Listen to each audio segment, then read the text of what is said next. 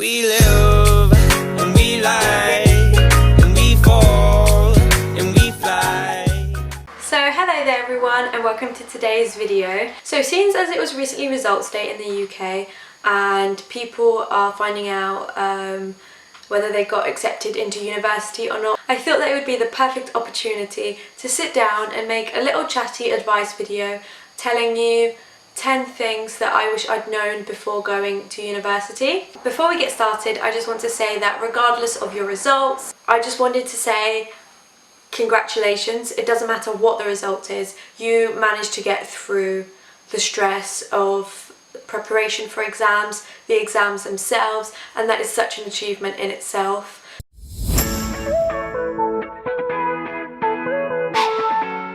So the first piece of advice I'd like to give you is to get a double duvet set.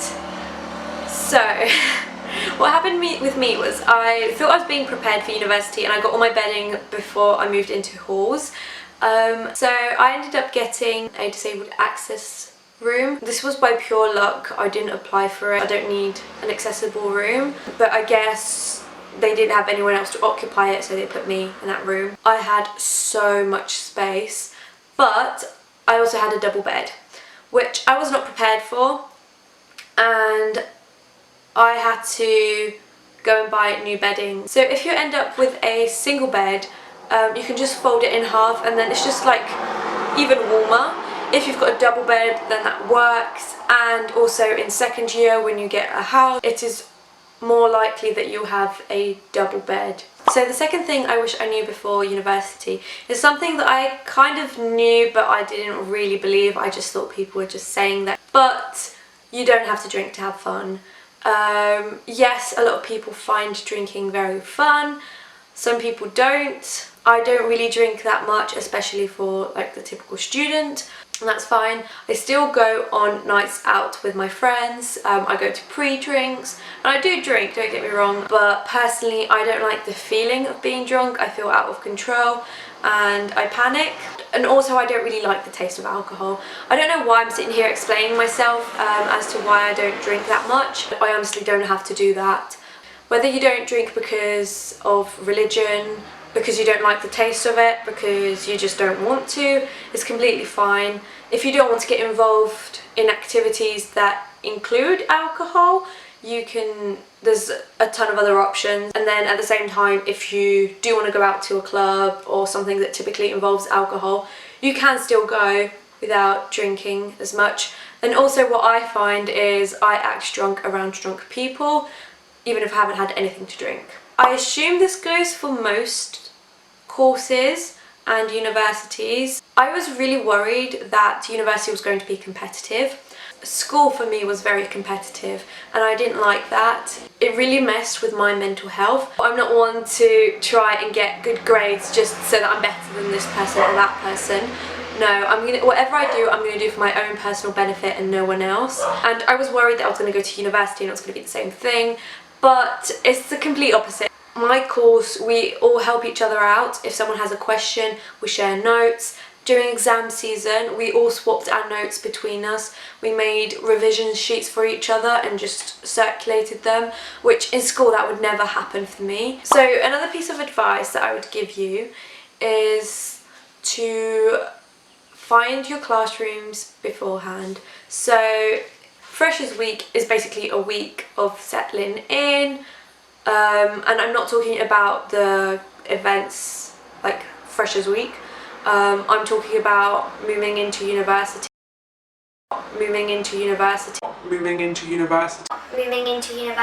settling in, finding your way around campus. Something that I did with a couple of my flatmates was we went onto our timetable and we looked at our classes for the next few weeks, and we made a note of the buildings' names, and we just walked around campus looking for the buildings. You are going to get lost on campus going to your first lecture, I can assure you that. Or you're not going to be sure of where you're going, you're going to need extra time.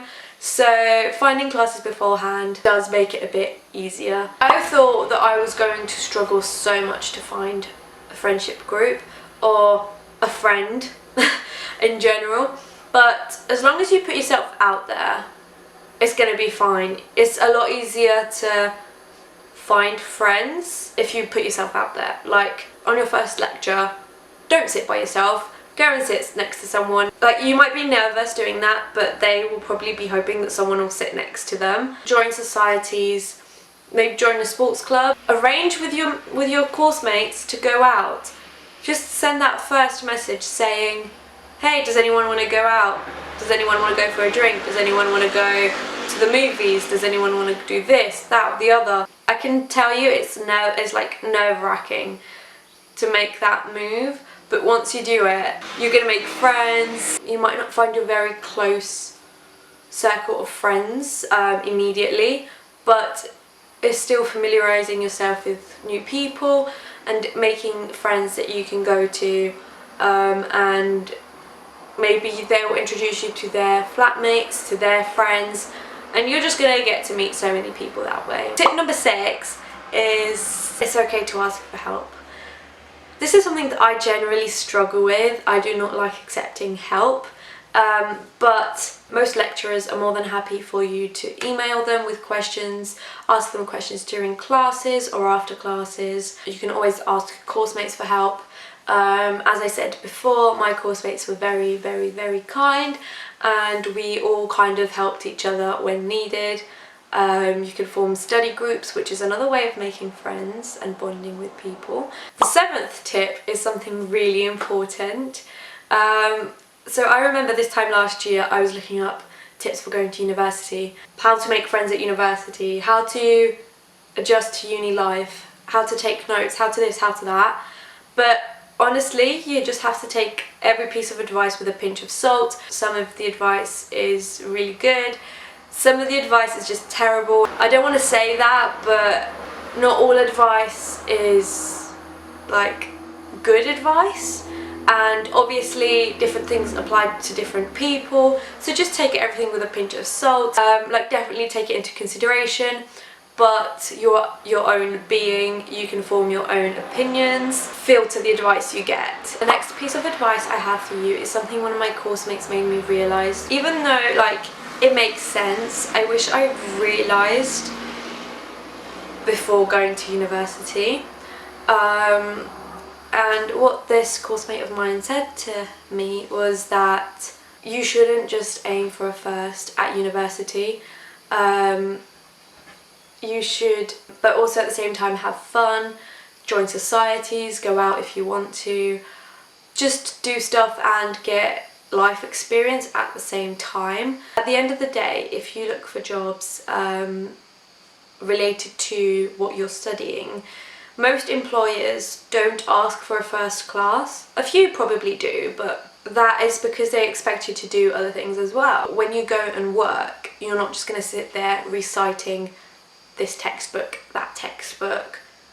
If you get a first, then that's great. That's kind of what I'm aiming for, but at the same time I won't let that consume all my time, if that makes sense.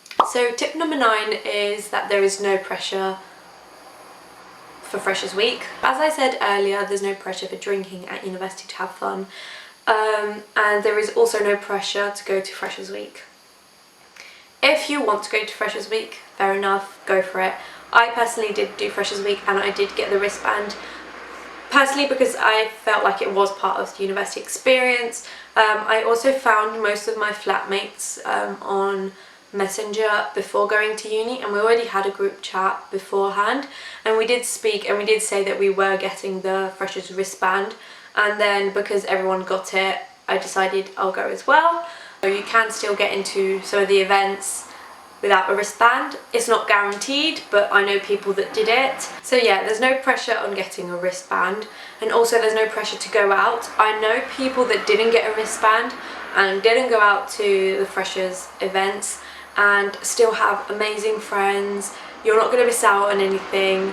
Like, you have the whole year to go out. Freshers Week is not your entire first year, it's just the first week, maybe 2 weeks. I would advise you to go out of your comfort zone a bit and challenge yourself. So the final piece of advice I'd like to give you also revolves around Freshers Week. If not Freshers Week, the beginning of the academic year. in general, and this is something that I wish I did differently at university, and that is to socialise with other flats as well. So my flat, even though we socialised with each other, and yes, we are very, very good friends now, and we bonded so much during Freshers Weeks, but something I do wish we did was go out with the flats next door, upstairs, like socialise with other flats, because that's the time to do it. I think that's probably my only regret from first year. Those are my 10 tips, my 10 things that I wish I knew before going to university.